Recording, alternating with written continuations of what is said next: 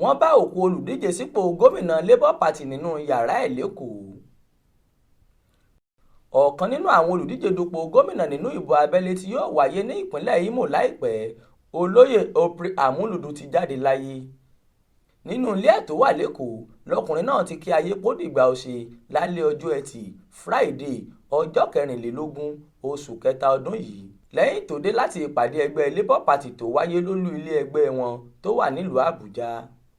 ìlú Imberi tó wà níjọba ìbílẹ̀ Mbatoli nípínlẹ̀ Imo ni olóògbé ti wá. ọ̀nà tó sì gbà kú lẹ́yìn tí wọ́n bá òkú ẹ̀ nínú ilé yìí sì mú kí àwọn mọ̀lẹ́bí ẹ̀ ṣàpèjúwe ikú ẹ̀ bí èyí tó lọ́wọ́ ayé nínú. ọkùnrin oníṣòwò pàtàkì tó lówó gidi lọ́wọ́ ọ̀hún tó tún jẹ́ olóṣèlú tí ń dupò gómìnà nípínlẹ̀ náà láti ọdún 1998. òun ni wọ́n ló gbégbá orókè nínú ìbò abẹ́lé gómìnà ọdún 1998 lábẹ́ àsíá ẹgbẹ́ òṣèlú PDP kó tó di pé wọ́n gbé tíkẹ́ẹ̀tì náà fún Achike Ndewa tó ṣe gómìnà ìpínlẹ̀ náà fún odidi ọdún 8 láàrin ọdún 1999 sí 2007.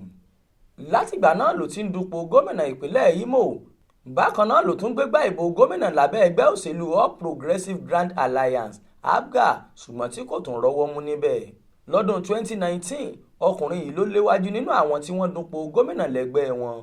kó tó fàyè sílẹ̀, ọkùnrin náà ti ra fọ́ọ̀mù ní mílíọ̀nù 25 náírà láti fi díje fúnpò gómìnà tí yóò wáyé lọ́jọ́ 11 oṣù kọkànlá ọdún yìí.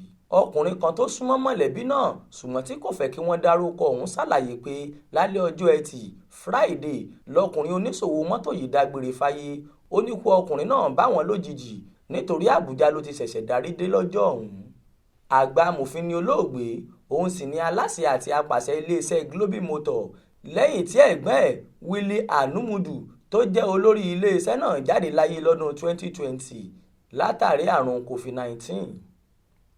Monísọ́lá Sàká ló ṣàkójọpọ̀ ìròyìn fún iléeṣẹ́ tẹlifíṣàn Aláròye online. Ismail Adéẹ̀yọ̀ ló kà á sétígbọ̀ọ́ yín.